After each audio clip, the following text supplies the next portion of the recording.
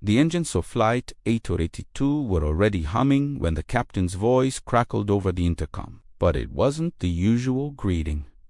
It was a command. "Ladies and gentlemen, please remain seated. Federal agents are boarding the aircraft." A wave of murmurs rippled through the cabin, but in seat 34E, right at the back, near the toilets, Mateo went cold. He was 29, holding his 10-month-old daughter, Sophie. Mateo had dark skin, dark eyes, and the rough hands of a construction worker. Sophie was pale, with bright blue eyes and golden blonde hair. She looked nothing like him. For the last hour in the terminal, people had been staring, whispering, pointing. Mateo was used to it, but he wasn't used to seeing 3 armed marshals marching down the aisle, scanning faces. They stopped at row 34. "Sir!" the lead agent barked, his hand resting near his holster. "Stand up! Hands where we can see them." Mateo's heart hammered against his ribs like a trapped bird. Sophie sensed his fear and started to wail. "Please," Mateo whispered, his accent thick. "I am just taking her home. She is tired."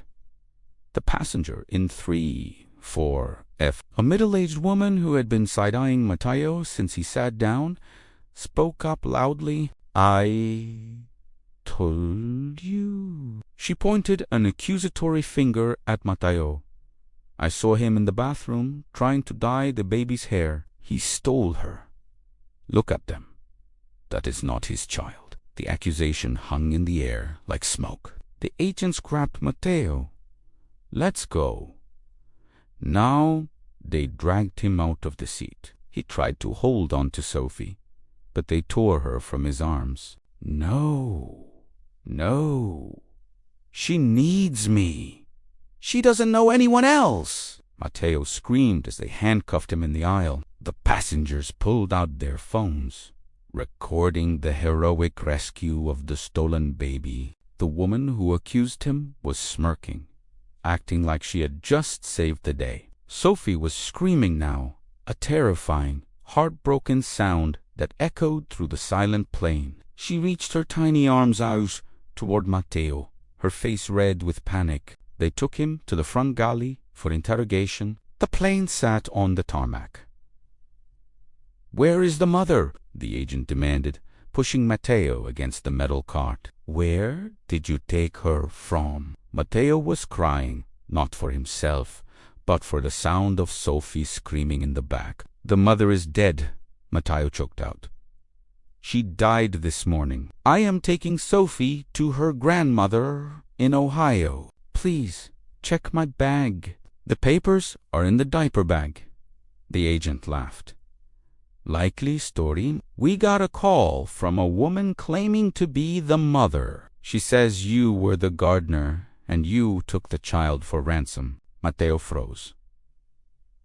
He knew who made the call. It wasn't the mother. It was the mother's wealthy, estranged stepmother, the woman who had kicked his wife out for getting pregnant by a migrant, the woman who had never met Sophie but now wanted her as a trophy. "Check the bag," Mateo pleaded. The agent hesitated. He signaled to his partner to bring the diaper bag. They dumped it out. Diapers, formula, a worn-out teddy bear, and a thick legal envelope. The agent tore it open. He pulled out a birth certificate. Father, Mateo Rivera. Mother, Sarah Jenkins. But underneath that was a letter. It was handwritten, shaky, stained with fresh tears. It was dated yesterday. The agent started to read it, and his aggressive demeanor vanished.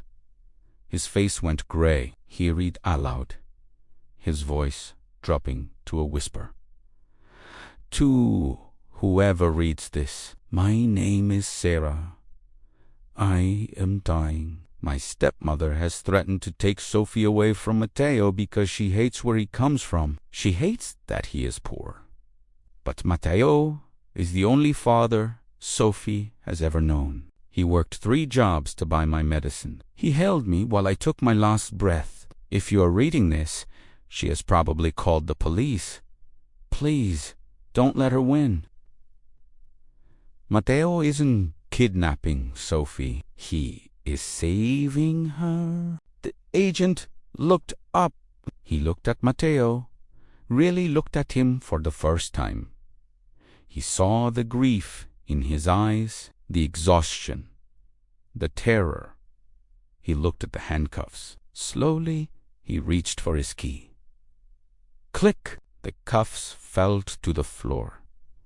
The agent didn't say a word. He walked to the back of the plane. The woman who had accused Mateo was holding Sophie, trying to hush her, but the baby was fighting, screaming for her dad. The agent took the baby from the woman. Sit down, he told the woman sternly. You made a mistake. He walked back to the front and handed Sophie to Mateo. The moment she touched Mateo's chest, the screaming stopped instantly. She buried her face in his neck, gripping his shirt with tiny fists. The silence that followed was heavy with guilt. The passengers who had filmed him being arrested now looked down, ashamed. The agent got on the intercom. Folks, we had a misunderstanding. This man is a father who just lost his wife. He is a hero protecting his daughter. We are clearing him for takeoff, and if anyone says another word to him, you will be escorted off this plane by federal law. Mateo walked back to his seat, clutching Sophie. As he passed row 10, a man stood up. Sir, Mateo flinched. The man extended a hand. I'm sorry. I judged you. Take my seat, please. It's first class. You and the little one need space. Mateo tried to refuse, but another passenger stood up. Teki minito for the baby's bag. One by one, the cabin turned. The hostility melted into compassion. Mateo sat in the wide leather seat, tears finally spilling over. He kissed Sofiesi Blande. We made it, mi amor, he whispered. We made it. And as the plane climbed into the clouds, leaving the hateful grandmother and the judgment behind, Mateo knew that as long as he had Sophie, he was rich enough